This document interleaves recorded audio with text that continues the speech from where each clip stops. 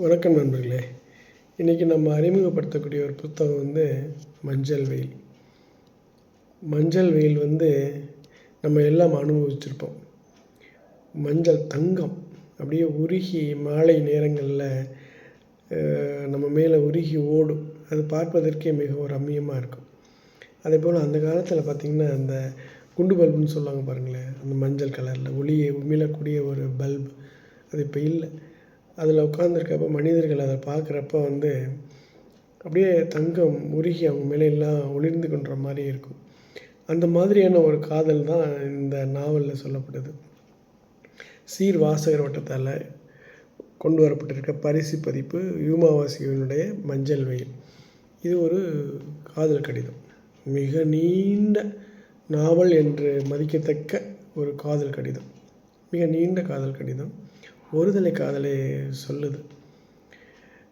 ஒரு தேவதை, உன்னதமான ஒரு தேவதை, ஒரு ரொம்ப மிக சாதாரண மனிதன். இவனுக்கு அந்த தேவதையின் மேலே ஒரு காதல். அதை அவன் சொல்லவே இல்லை, அது கடிதமாக எழுதுகிறான். அதான் மிக நல்ல அற்புதமான கவித்துவம். சொட்ட சொட்ட மஞ்சள் வெயில் காதல் இதில் விரவி இருக்குது. உங்களுக்கு பிடிக்கும்.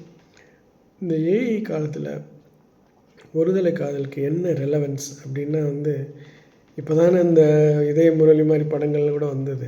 ஸோ அந்த மாதிரி தான் இது. இந்த காலத்துலேயும் இதுக்கு ஒரு ரெலவன்ஸ் இருக்குது. நிறைய பேர் இன்னமும் அந்த இதய முரளி மாதிரியோ மஞ்சள் வெயில் காதலை சொல்லாமே வச்சுருக்குறாங்க. ஸோ அந்த வகையில் இது அற்புதமான ஒரு படைப்பு. நல்லா வந்திருக்குறாங்க. செம்பதிப்பு நல்லா இருக்குது.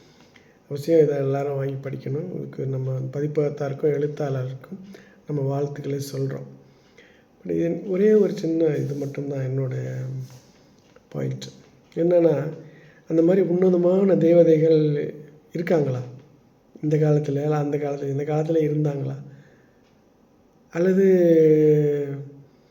அந்த மாதிரி தான் ஆண்கள் இப்போ இருக்காங்களா?